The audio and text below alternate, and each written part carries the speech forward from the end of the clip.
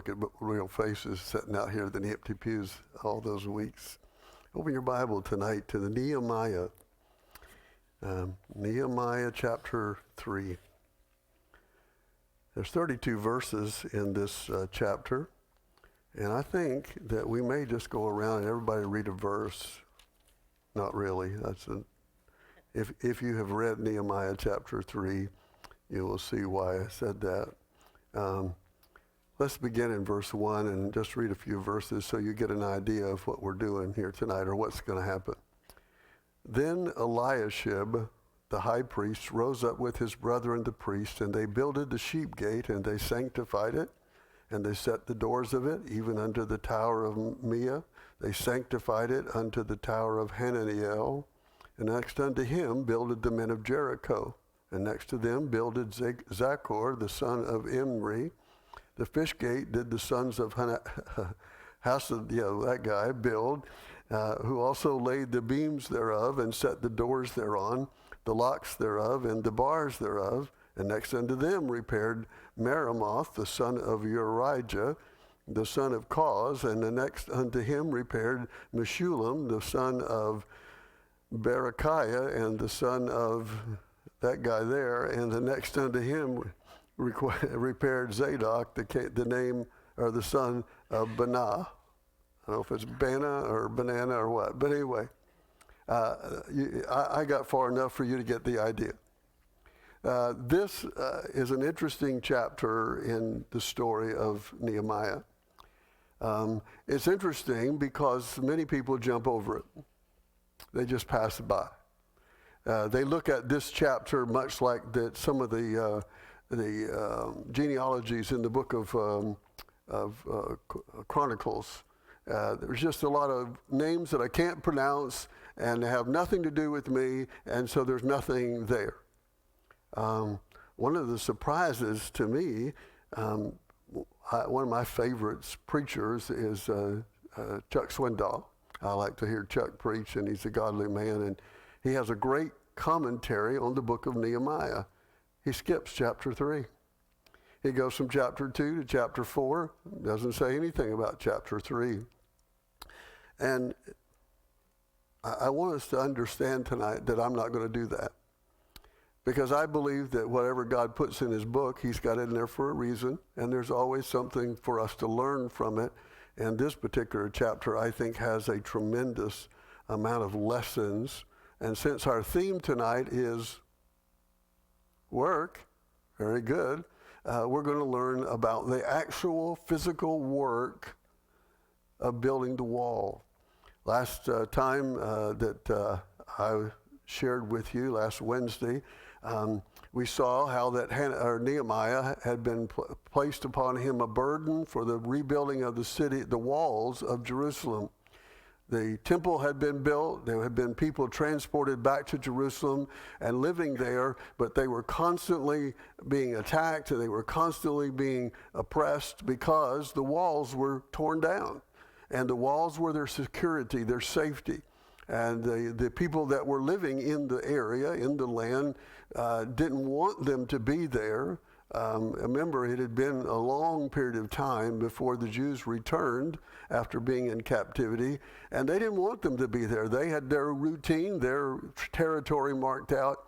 They were upset because the temple had been rebuilt, but they weren't going to let those walls be built. And every chance that they got, whenever somebody would start to build, they would tear it down, set fire to the gates, and then the Israelites, the Jews, would be in the same condition. When Nehemiah found out about this, back in the land of Susa, or in the capital city of Susa, in the land of Persia, 800 miles away, God put it on his heart to do something about it. God gave him the blessing, in the sense that the king gave permission for him to go, the king gave him protection, and the king gave him provision. And now, last chapter, in chapter 2, the last part of chapter 2, we see how that he arrived on the scene, he scoped things out, checked them out, and he rallied the people together, and he gave them a challenge to rise up and to build. And we see that in verse number 18. And he said, I told them of the hand of God, which was of chapter 2, was upon me, and also the king's words that he had spoken unto me. And they said, let us rise up and build. So they strengthened their hands for this good work. And so in chapter 3, we find the physical activity of building the wall taking place. There are 39 different names in this chapter. There are 42 different groups mentioned. And basically, this whole circumventing of the wall or the city, there is some dispersion as to how big or how long the wall was. Anywhere, some said a mile, some say 5 miles. Most people agree that it's 2.5 to 3 miles long. The wall was about 4 feet wide, 15 feet high. Some of it had to be completely built from scratch. Everything had been torn down. Others, just other parts of the wall, had to be rebuilt and repaired. But these people are going to set about the task of rebuilding the wall. So what I want us to do is I want us to think about this process that God goes through and how they go through, because I think there's some real important lessons for us to learn. The first thing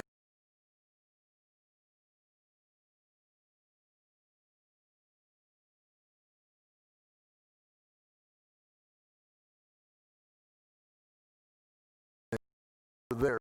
Now, this is important. These were people from all walks of life, and we'll see this emphasized more in just a few minutes.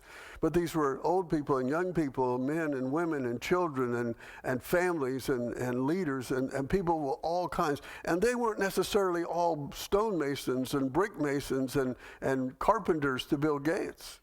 But yet they all had one common goal and clear vision of what the purpose of what this was about. They were going to rebuild the wall. But not only did Nehemiah communicate to them that they were going to rebuild the wall, but they were also to understand why they were rebuilding the wall.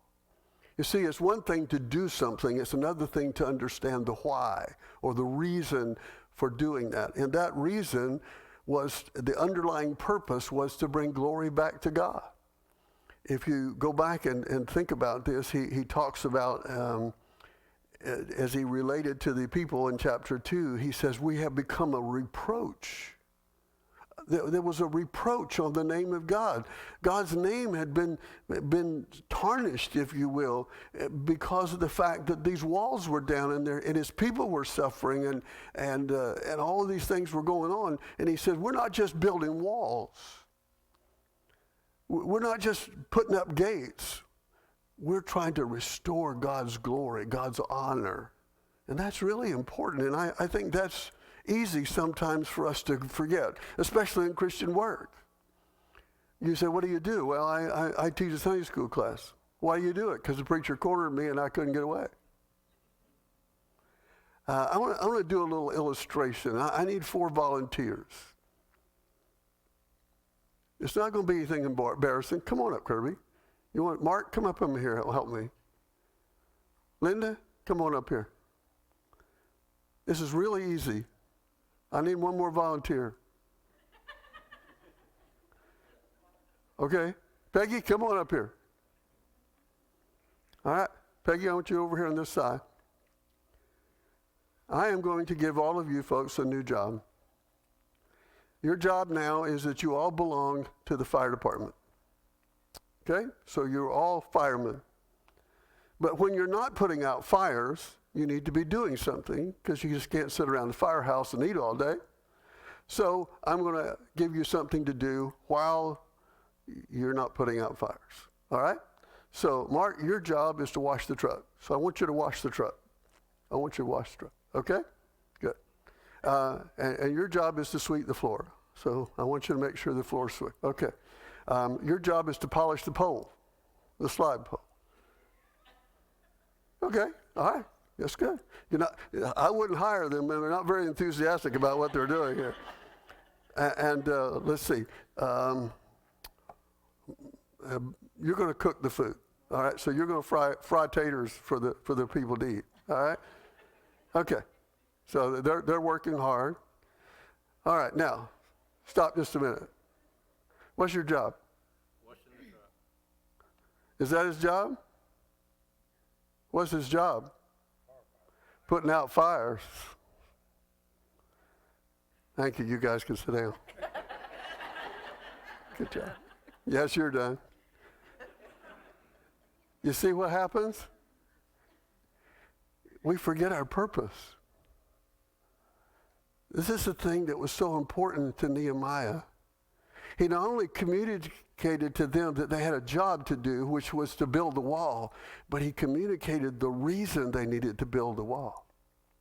Now, in relationship to that, let me ask you this question. If you were out in the street one day or here in town one day and you're at Piggly Wiggly and somebody stops you and says, hey, don't you go to church? Yeah, I go to church. Where do you go to church? I go to New Hope Bible Baptist Church.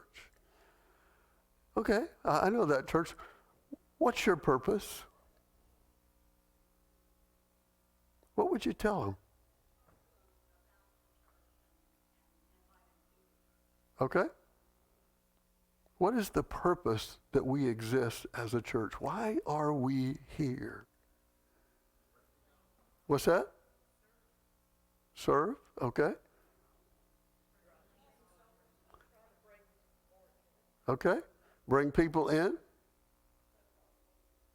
Share the gospel. Okay. You see, here's the thing. If we don't have a clear vision of what we're here for, it's hard to do the right thing. It's hard to communicate that to other people. And this was the thing that jumped off the page to me, the first thing and maybe one of the most important things. Nehemiah was not a builder, but God gave him understanding of the importance of a clear vision, not only how to build the wall. This is how you stack the bricks. Or blocks. This is how the stones need to get stacked. This is how big and wide it has to be. This is the kind of gate you need to build. But also, why are we doing this? We're not just doing it to build a wall. We're doing it so that the reproach against our God will be taken away, so God will be glorified through it. And what's 1 Corinthians 10:31? Said, whether you eat or drink or whatsoever you do it all to the what? The glory of God. You see, that's our purpose here. Now, we glorify God by bringing people in and sharing the gospel and teaching the Sunday school and preaching the services and singing the songs and participating in worship. But our ultimate purpose is to glorify God. And if we lose sight of that, then we're just doing a job. We're just stacking blocks. We're just piling rocks. But if we keep that in mind, I believe this is the thing that motivated these folks, that just caused them, because they did this whole wall 3 miles around, 4 feet wide, 15 feet high, 7 gates. They did it all in 52 days. With no backhoes, with no cranes, with very little expertise. And how did they do it? It says because they had a mind to work. But they didn't just work for the work's sake. They worked for the glory of God. And so the thing that just really blessed me was this idea of their unity and their clarity of their purpose. That they understood not only what they were to do, but they also understood why they wanted to do it. They weren't working on just walls of stone. They were doing so as an act of worship to their God. And see, this is the things that differ so many times in churches, in church ministry that I've seen over the years. People can do a job, but they're doing a job. But when they're doing it as an act of worship, whether it's sweeping the floors or taking care of used clothes and helping somebody that needs them, or finding diapers for babies, or watching the kids in the nursery, or singing in the choir, they do it for the glory of God. It changes it. It changes why you do what you do. And when we lose that, so many times I think it becomes a drudgery. It becomes a job, and then we get weary and well-doing, and that's not good. Look at verse 1. It says here, I also see that, the leaders set the example. Eliashib was the high priest, and he rose up with his brethren, the other priest, and they builded the sheep gate. Now, the sheep gate is important. This was the gate closest to the temple. And the reason it's called the sheep gate is, somebody tell me, why is it called the sheep gate? What's that? What sheep? The sacrifices that go into the temple to be offered up on the part of people's sins. And this is why it was called the sheep gate. And the thing that's interesting here to me, why he started there of all the places. I mean, there's 7 gates, so he could have started on any gate, but he started there, number one, because he shows that the priests were involved. In other words, the leaders, the spiritual leaders, were not too great to become involved in physical work. I got to tell you something that funny happened to me not long after, well, I don't even know that I'd even taken the full-time job here as the church, but we were cleaning and doing some stuff around, and I have a carpet cleaner, and I brought the thing over, and I was cleaning some places back in the fellowship hall, and I don't remember who said it, but I'm in there, and I'm in cleaning, and it was the summertime, and the sweat was running off of me, and somebody come in and said, man, we ain't had a pastor that worked in a long time. That's no throw off on anybody else, but spiritual leaders need to be part of the process. And I want you to understand something. I'm glad that the men that lead in our church are men that work and serve. They're not too good to step up and help and be a part of the ministry. They don't just sit and expect others to do the work. They also started at the temple area. And of course, the temple was the heart of their worship. And it represented the abode of God, because that was where God told Solomon, I'm going to manifest my presence, my physical presence in this place alone. And so whenever you're doing a job, who do you want to put first? You want to put God first. And so this represents that, and they show that they were willing to get involved and serve. They were models of a servant's heart. They also had unselfish hearts. This is really interesting. I'm not going to read these because I can't read them all. I can't pronounce all these names. I tried practicing and I just can't get them all right. But if you go through these 32 verses, one of the things that we'll notice, if you look at them geographically, not just biblically, but geographically, there were people that worked on this wall that lived as many as 20, 25 miles away. I think in verse 5, it says, unto them the Tekoites repaired. Tekoa was a city about 15 miles away from Jerusalem. Now, what's significant about that? What's significant is that the Tekoites did not benefit one thing from that wall. They got no benefit from it. So what brought them together? What made them be involved? Because they were Jews and they wanted to honor God. And these people, they had this unselfish heart. And if we went through and could track geographically, there are several groups of the 30 or 42 groups mentioned. There are several of them that were from up to 20, 25 miles away. And so they were willing to serve. They had nothing to gain, but they wanted to be part of God's people. And I think there's a lesson here for us. How many people do we need to get God's work done? All of them. All of them. And I think that models this here for us. Go back to verse 5 for a minute. There's a little interesting thing here. If we had the time to read all these verses, and if you want to try to do that, I encourage you to do that. But all through, it says this one worked, and they worked, and this one, his family worked, and these guys worked, and this one worked. But in verse 5 is the exception to the rule. Verse 5, it says, unto them the Tekoites repaired, but their nobles put not their necks to the work of the Lord. There are some people who just think themselves too good, too important to work. They're happy to be bosses. They're happy to tell other people what they ought to be. They're happy to give counsel on how things ought to be because, they've done it so many times.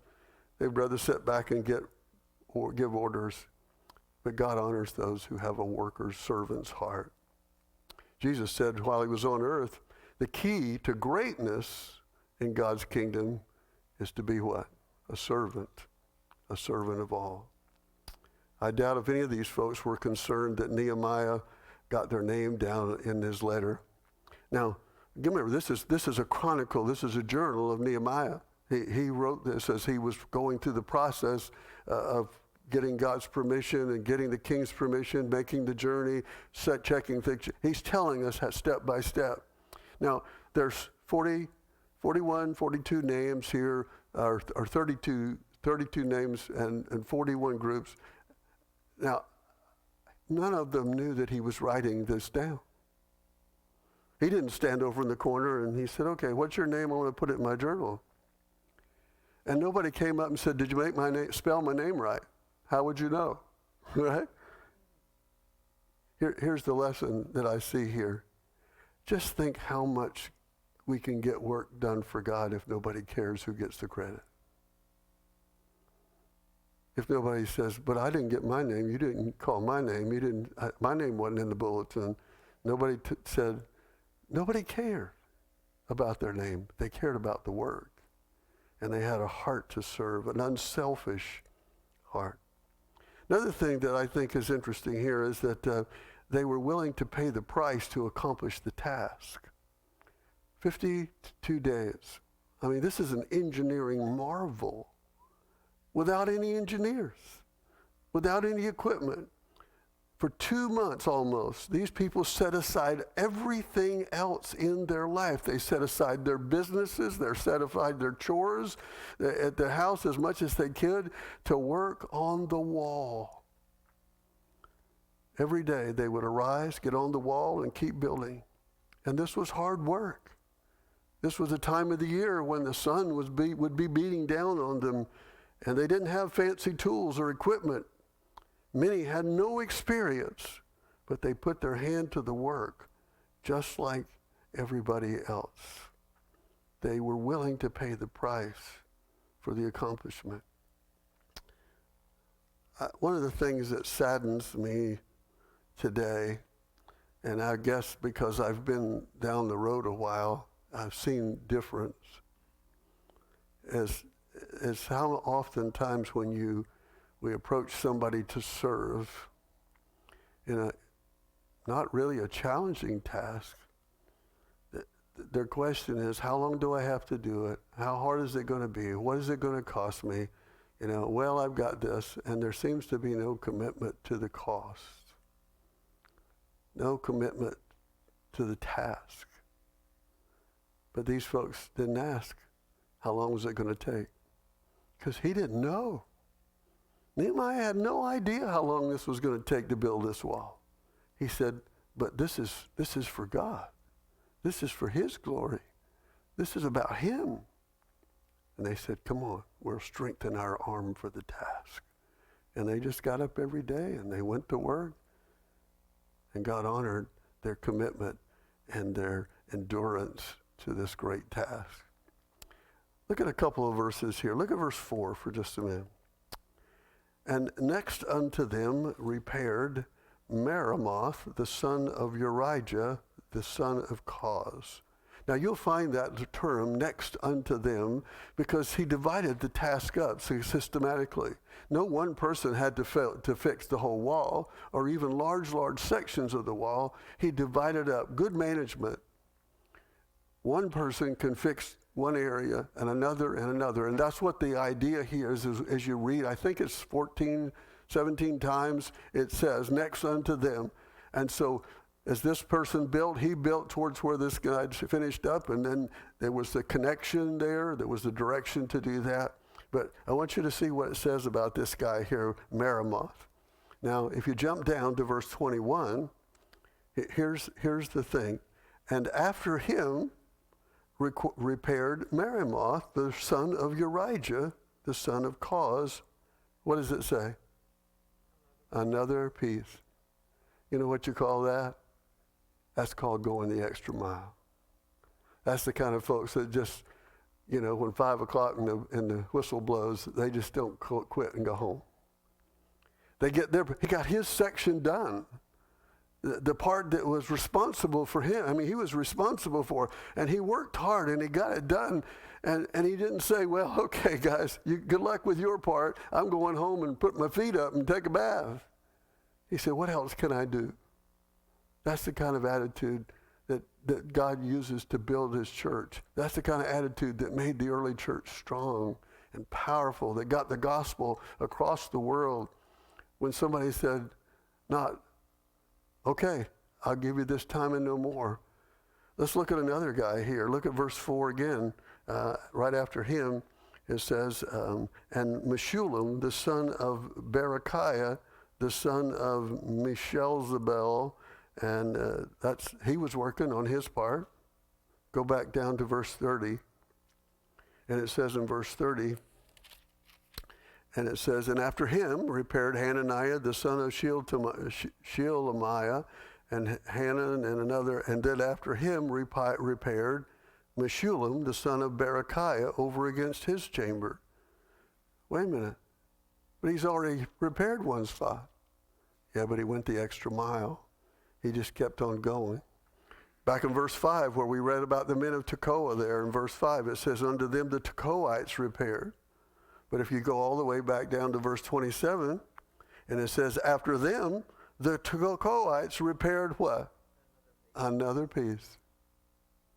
They just didn't say, okay, I got my job done, the rest of it's on you. They had a heart to work. That's what it means how did they complete it? They had a heart to work. And they just didn't quit when their part was done until it was all done. The overall goal was finished.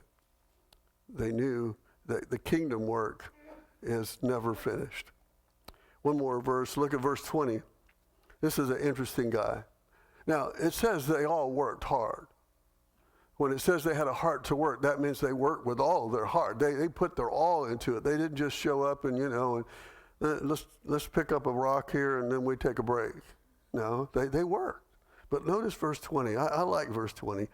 After him, Baruch, the son of Zabbai, earnestly repaired the other piece from the beginning of the wall under the door of the house of Eliashib, the high priest. Now, remember, Eliashib was the first guy. He was the beginning. So this guy, Baruch, he was finishing the task. But I like the word, what it says. He worked earnestly. Everybody else was working hard, but he worked extra hard. He just went over and beyond. He was zealous. He was passionate. Somebody would say he was fired up about doing this. He was enthusiastic. I pray for enthusiastic people that work for God. When that happens, there's nothing that can hold a church back. Nothing. When God's people get enthusiastic about working for the Lord. I'm afraid too many times people are just going through the motions and not really passionate about God's service. Jesus touched on this subject when he was on the earth. He said, if you want to follow me, if you want to be my disciple, he said, you need to go buy a new Cadillac and a big mansion. Is that what he said? What did he tell him to do? You have to do what? Take up your cross and follow me. What does the cross represent? Death. Death to what? Death to my dreams, my goals, my ambitions, so that I can put your goals and your desires and your will first. And this is this guy here. This is him.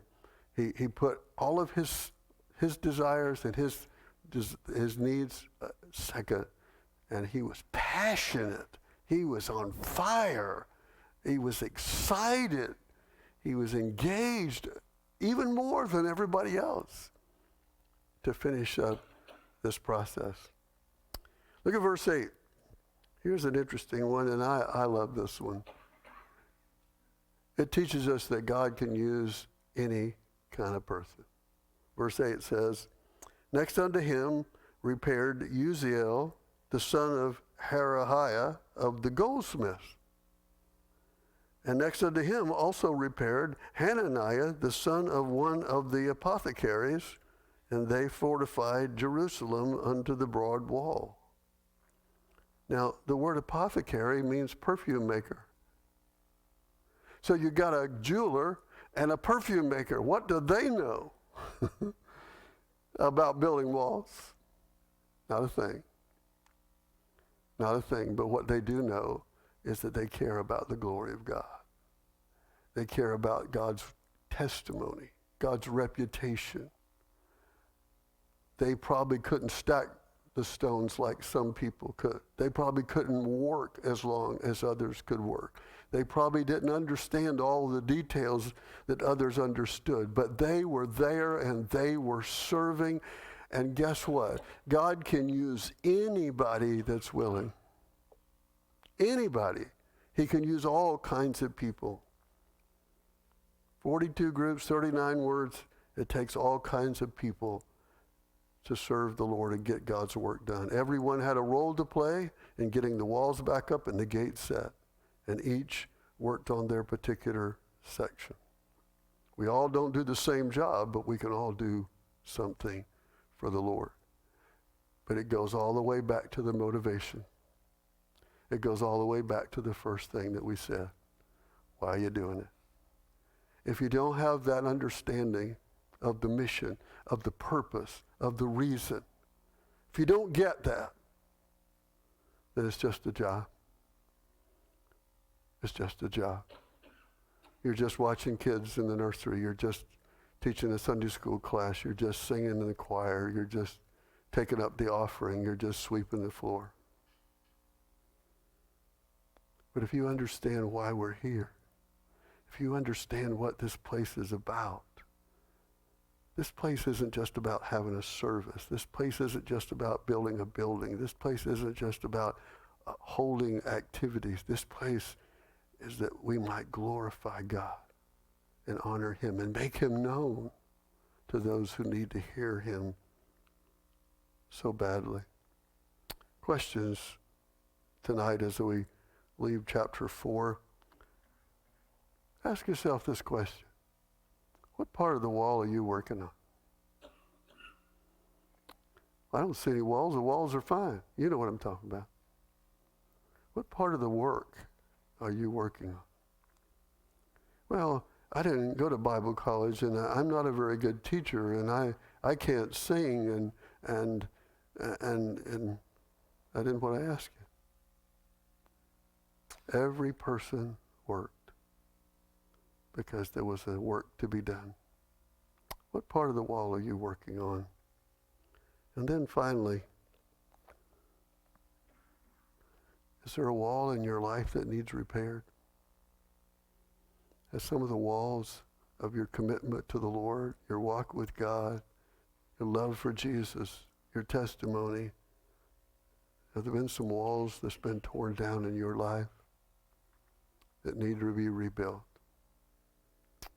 Pray about that, will you? Maybe you don't even have to pray. Maybe you already know. We need to build our walls. We need to keep working on the walls, because the walls won't be finished till Jesus comes. And I got an idea it might be sooner than we think. Let's pray together. Lord, thank you for Nehemiah. What a blessing he is, and what an encouragement. Thank you for all these precious folks that made it out here tonight. I know things have been topsy-turvy, upside down, just totally out of everybody's comfort zone. None of us here tonight have ever been through anything like this. But God, you've been so faithful to us. You've given us opportunity to preach and teach your word, even though we couldn't do it in presence, in the physical presence. We've been able to do it through video and Facebook and YouTube, and the word has gotten out, and literally hundreds of people, on some occasions thousands of people, have been ministered to by your word. And even though we weren't in this building, we were still doing the work. We were still building the wall. Thank you for the example of these folks. They had a mind to work. They had a desire to glorify God. They didn't argue that it wasn't their skills. They didn't argue that they didn't have knowledge or experience. They just said, show me what to do, and I'll do it. And they worked with all of their heart. Help us to be that kind of servants, God. Help us to keep in mind that what we do here, everything we do here, is to bring glory to you, to glorify and lift up and honor your name. And let us do it to the glory of God. I pray in Jesus' name. Amen. Thank y'all. Yes.